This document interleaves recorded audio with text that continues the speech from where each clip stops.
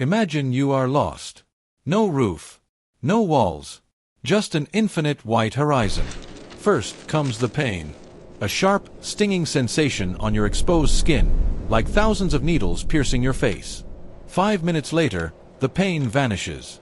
You start to feel sleepy. Your blood vessels constrict to protect your heart. Your fingers and toes don't belong to you anymore. They are already dying. But the cold isn't the worst part. The worst part is the hallucination.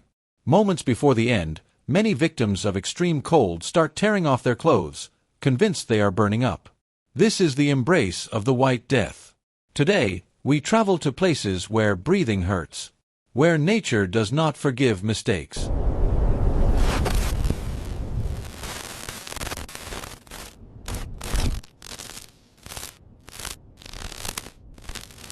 Most of us complain when the temperature drops to 50 degrees Fahrenheit. But there are places on Earth where 50 degrees would be considered a tropical heat wave. Welcome to Oymyakon, Russia, the coldest inhabited village on the planet. Here, winter averages minus 58 degrees Fahrenheit. But the record?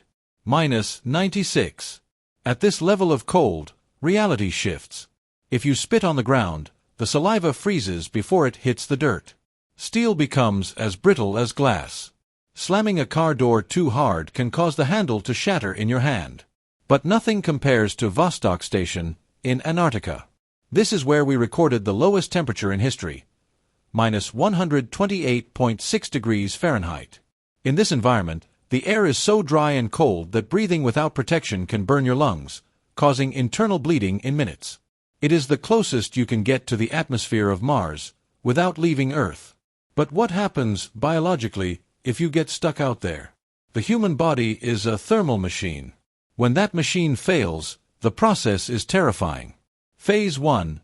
Vasoconstriction. Your body sacrifices the extremities to keep the brain and heart warm. Blood drains from your fingers. The water inside your cells begins to crystallize. Ice crystals are sharp. They tear your cells apart from the inside out.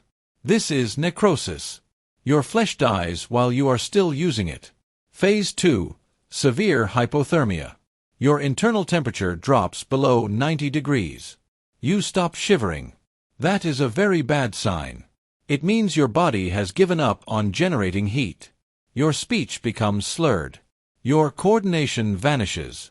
You become a zombie walking in the snow. But the cold doesn't just attack the body. It breaks the mind. There is a phenomenon known as whiteout. Total whiteness. No shadows. No horizon. The brain loses all sense of depth and direction. This leads us to one of the greatest mysteries of extreme cold, paradoxical undressing. Rescue teams often find frozen bodies, naked, their clothes folded perfectly beside the corpse.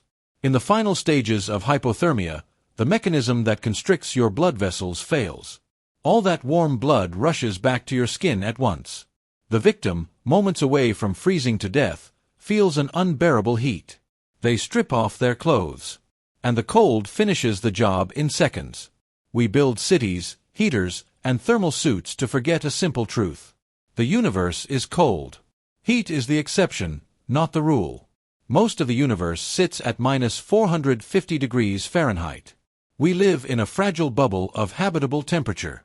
Next time you feel a shiver down your spine when stepping out in winter, remember, you are feeling just a fraction of the power that lurks at the poles.